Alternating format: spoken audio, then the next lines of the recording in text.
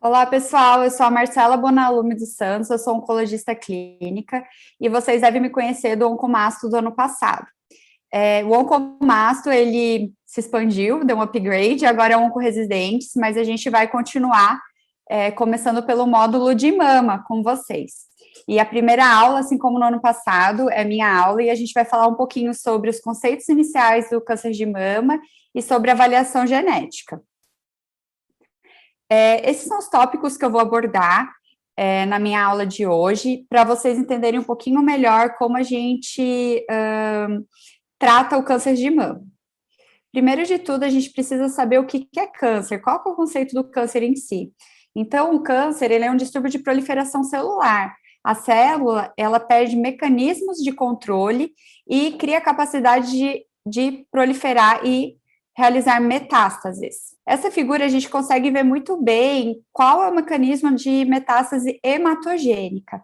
Então, a gente tem ali no início um epitélio normal que vai se desenvolvendo, virando um carcinoma in situ. Lembrando que o carcinoma in situ é o estado da célula já com características invasivas, porém que ainda não invadiu a lâmina própria, então é uma lesão pré-cancerígena, e aí a gente tem a carcinoma invasivo. O carcinoma invasivo, então, ele invade a lâmina própria, o câncer em si, ele tem mecanismos que ativam a angiogênese, e essas células caem na corrente sanguínea. Lembrando que essa figura, ela está ilustrando o mecanismo hematogênico. Nós temos com o câncer o mecanismo de metástase por via linfática e por contiguidade. Bom, e o câncer de mama, né? O que o câncer de mama ele é?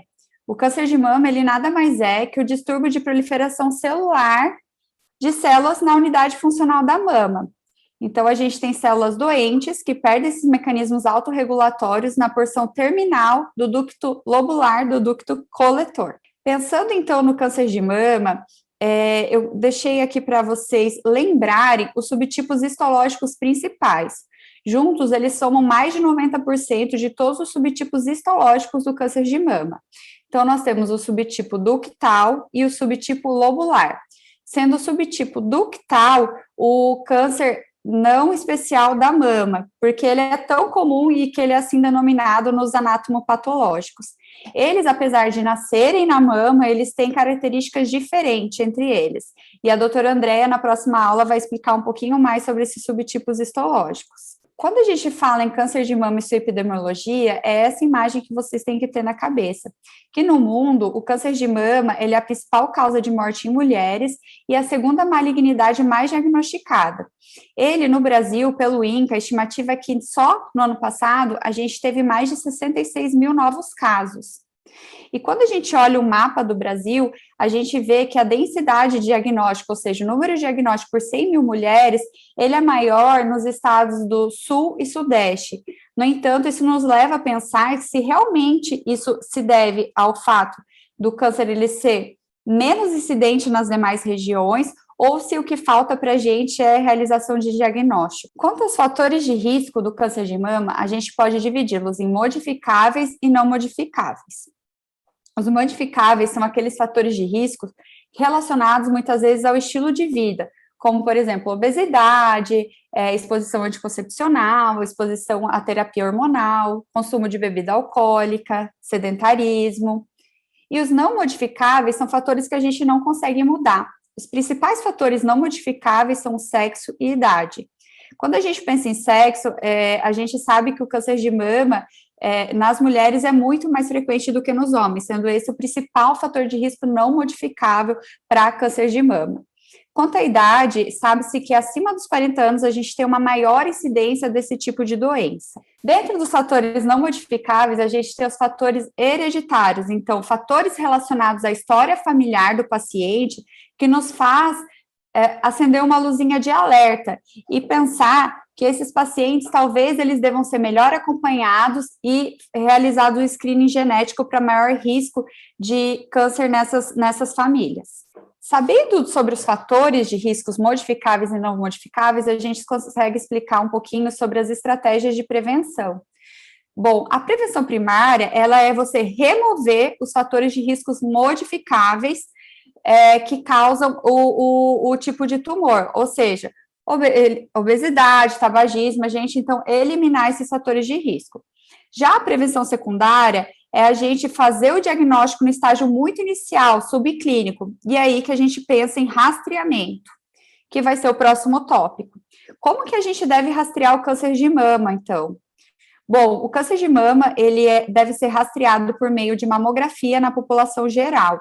Pelo Ministério da Saúde, o que se preconiza é a realização de mamografia acima dos 50 anos a cada 2 anos. Já a Sociedade Brasileira de Mastologia e Febrasgo, eles orientam a realização do screening por mamografia a partir dos 40 anos e anualmente. E aí a gente leva ao seguinte pensamento: será que esse rastreamento da população geral serve para toda a nossa população?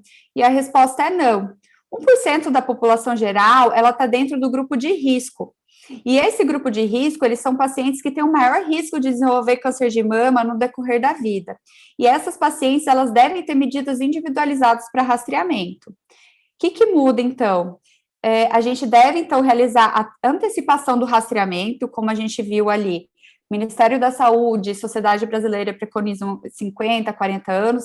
Nesse subgrupo deve ser antecipado, e além da mamografia, o que se incorpora são ressonâncias magnéticas ou ultrassom como métodos complementares, uma vez que a mamografia ela é limitada em pacientes com mama pouco lipossubstituída.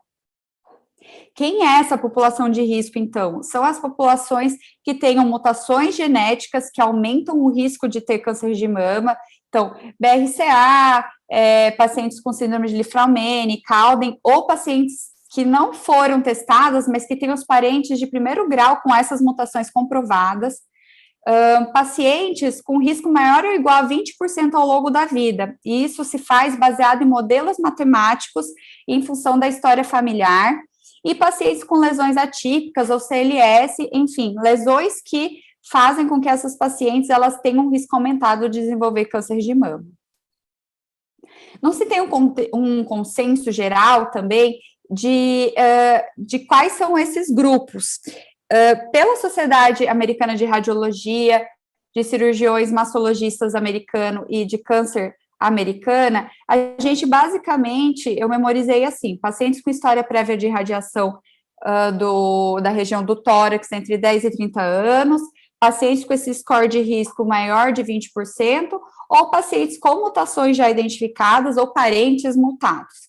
Então, a mamografia nessas pacientes, ela deve ser realizada acima dos 30 anos, anualmente, e a complementação com ressonância magnética deve ser feita a partir dos 25 a 30 anos. Além disso, mulheres que já tiveram câncer de mama e não realizaram mastectomia bilateral, elas devem realizar também mamografia anualmente. O resultado da mamografia, ele é dado pelo BIRADS. O que é o BIRADS? É o jeito que o radiologista interpreta aquela lesão e nos fala se ela é mais características benignas ou se ela tem mais características malignas. O BIRADS, a partir do 4, ele passa a nos dizer que essa lesão ela é altamente suspeita para um câncer. Então, as pacientes com BIRADS 4 para cima, elas devem ser submetidas a uma biópsia com imunistoquímica para ter o subtipo histológico e molecular definido. Bom, aqui eu gosto sempre de colocar como a cabeça de um oncologista funciona. Então, a gente fez o primeiro passo, a gente confirmou através da biópsia que é o câncer invasivo. Então, a gente fez o screening, a gente viu ali pela mamografia que era um BIRADS 4, fez a biópsia e confirmou um tumor invasivo. E aí, o que a gente pode fazer agora? Como que a gente vai oferecer o tratamento para essa paciente?